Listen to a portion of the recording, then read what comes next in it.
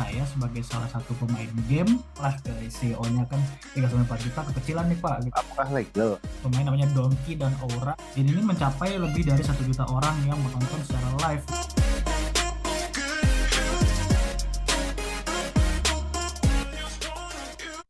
Assalamualaikum warahmatullahi wabarakatuh. Pemirsa semua, di kanal podcast saya mengenai bijak bermain games. Sekali lagi, perkenalkan, nama saya Imam Salihuddin. Saya seorang dosen di Fakultas Ekonomi dan Bisnis Universitas Indonesia. Dan pada podcast kali ini, saya ingin berbicara tentang ekonomi alternatif melalui kompetisi e-sport, baik bermain dan menonton games e-sport. Untuk itu, saya mengundang salah seorang teman dan mahasiswa saya di program studi Magister Manajemen FEB UI, yaitu Mas Irfan Nabil Huda. Selamat datang, Mas Irfan, di acara Ya podcast Pak, kali ini. ya Mungkin Pak. silahkan bisa memperkenalkan sedikit tentang Anda dan penelitian tesis Anda. Assalamualaikum warahmatullahi wabarakatuh. Selamat Pak malam teman-teman semua dan terima kasih nih Pak Imam udah mengundang saya sebagai salah satu narasumber lah ya intinya untuk bahasan e-sports ini gitu ya Pak ya.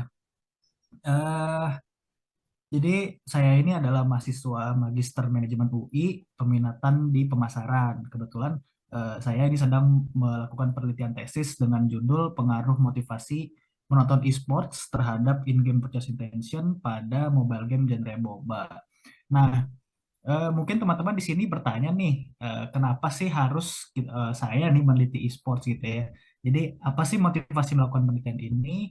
Jadi sebenarnya dari awal membeli topik ini tuh saya sebagai salah satu pemain game dan penggemar esports juga nih. Pada waktu itu sedang menonton pertandingan final MPL Season 8 betul antara RRQ Hoshi versus Onyx Esports pada akhir bulan Oktober 2021 di streaming YouTube gitu ya. Nah, saya itu melihat begitu banyaknya total viewers di match tersebut gitu. Nah, ini mencapai lebih dari 1 juta orang yang menonton secara live gitu ya.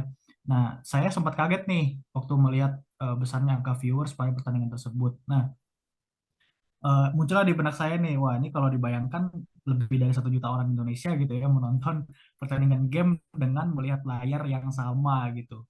Nah ini nih lumayan lumayan gila sih kalau menurut saya. Nah lalu timbullah pertanyaan pada diri saya juga, ini kira-kira kenapa ya orang-orang sebanyak ini tuh mau menonton e-sports? Terus kalau udah nonton, apa yang mereka dapatkan? Dan apakah mereka jadi pengen gitu ya beli produk-produk sponsor yang ada atau malah jadi pengen beli skin yang dipakai oleh pro player yang sedang bermain kayak gitu. Nah, mungkin jadi dari pertanyaan-pertanyaan dan kesan tersebut, saya akhirnya memutuskan untuk memilih topik yang barusan untuk diteliti kayak gitu ya. Karena memang sejalan juga dengan hobi saya bermain game dan keinginan saya untuk nantinya di dunia kerja langsung terjun ke dunia esports di Indonesia kayak gitu. Oke, nah saya dan pemirsa ingin tahu lebih banyak tentang seluk-beluk e-sport yang sedang diteliti oleh Irfan.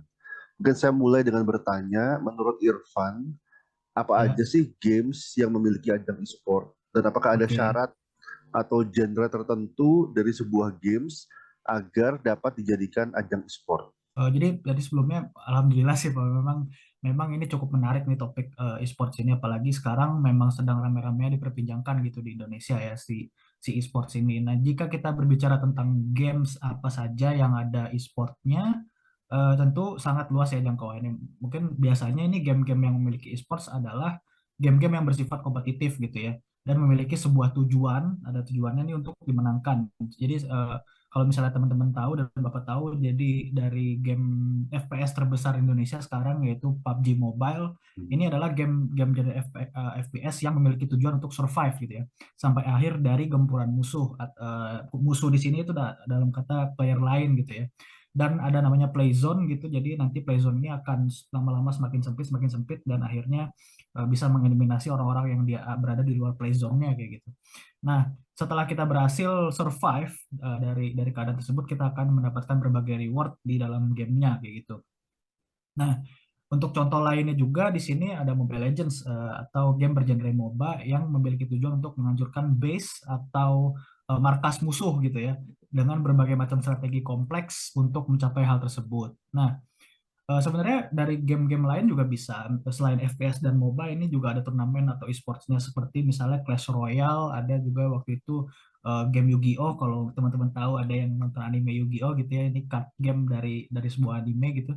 Terus ada juga game-game fighting games seperti Tekken, Mortal Kombat dan segala macam itu memang udah banyak juga e-sportsnya. Nah, jadi intinya adalah game-game yang punya objektif antara untuk mengalahkan lawan atau survive kayak gitu ya kalau yang ada e-sportsnya. Nah, jadi kalau genre game yang lain seperti game-game casual seperti misalnya contoh kalau teman-teman tahu Plants vs Zombie, terus kayak Candy Crush, terus kayak apalagi ya, Subway Surfer atau yang lain-lain ini kan hanya game-game casual. Nah, biasanya game-game casual ini tuh nggak ada e-sportsnya teman-teman. Jadi ini memang ditujukan game yang tersebut ini untuk kalangan gamer-gamer yang untuk bersenang-senang saja atau menghabiskan waktu kayak gitu. Kesimpulannya, jadi genre apapun sebenarnya bisa memiliki e-sports, namun memang biasanya adalah game bertujuan untuk tadi adalah memiliki kompetisinya sendiri kayak gitu atau tujuan kayak gitu ya. Tadi Irfan ngasih contoh ya tentang Ya, kompetisi Mobile Legends yang ditonton lebih dari 1 juta orang. Itu luar ya, biasa. betul. Tapi Ya, sebetulnya seperti apa sih penerimaan masyarakat Indonesia secara umum ya terhadap e-sport ya. itu sendiri? Jadi Indonesia ini menjadi salah satu pasar game terbesar gitu ya di Asia Tenggara dengan angka mencapai 941 juta US dollar kayak gitu atau sekitar 13 triliun rupiah kayak gitu dilansir dari MNC Newsroom. Ini ada datanya. Populasi online di Indonesia saat ini ada sebanyak 52,6 juta dengan jumlah gamers yang mencapai 34 juta nih. Ini kan sangat banyak gitu ya. Nah, tentu saja ini membuat penerbit games ini berbondong-bondong nih untuk ya udahlah kita masukin aja nih game kita ke Indonesia karena baik untuk games maupun kompetisi e-sportsnya ini sangat berkembang gitu ya. Nah, perkembangan jadi kalau kita bahas sedikit nih sejarah di Indonesia e-sports itu kayak gimana. Jadi perkembangan kompetitif scene e-sports di Indonesia itu pada awalnya itu dimulai sejak tahun 1999 ya. Seingat saya segitu saat Edi Lim, Ketua Umum Indonesia Esports Association, membentuk Liga Game. Nah, gamenya itu kalau nggak salah, seingat saya itu Dota dan Counter Strike. Nah, game ini yang menjadi ajang kompetitif pertama yang di dalamnya terdapat wakil-wakil dari Indonesia, ya gitu ya. Walaupun nih belum menorehkan prestasi. Nah, di masa sekarang Indonesia sudah mampu mengikuti berbagai ajang kompetitif e-sports di berbagai game yang ada juga ya, yang dan menjuarainya kayak gitu. Hmm. Nah, e-sports ini juga kalau ini kalau saya bilang gitu mendapat dukungan, bukan saya bilang sih tapi memang sudah mendapat dukungan dari Presiden Jokowi yang mengatakan aktivitas e-sports ini seperti turnamen Mobile Legends dan lain-lainnya harus didukung bahkan bisa dijadikan sebuah wisata olahraga gitu ya. Nah, terakhir publik diramaikan dengan peresmian PB Esports Indonesia yang diisi berbagai kalangan politik termasuk diantaranya nih ada Ketua Mantan Kepala Badan Intelijen Negara atau BIN yaitu Budi Gunawan serta pengusaha nasional Sandiaga Uno kayak gitu. Nah, ini ada sejarah dikit nih juga yang baru-baru ini pada tahun 2021 yang lalu PON 20 Papua ini 2021 ini menjadikan e-sport sebagai cabang olahraga eksebisi.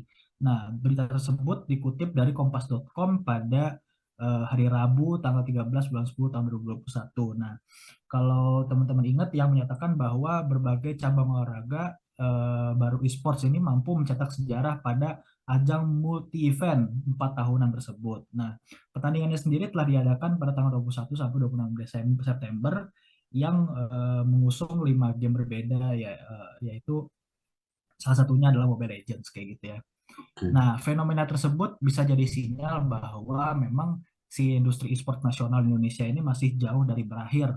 Karena memang pemerintah baru aja nih memulai campur tangannya dengan arahan yang baik dan bebas dari kepentingan kotor. Bukan tidak mungkin Indonesia akan jadi market menjanjikan gitu ya di kedepannya dan mampu menjadi produsen game serta bergelimang prestasi gitu ya di masa depan kayak gitu teman-teman.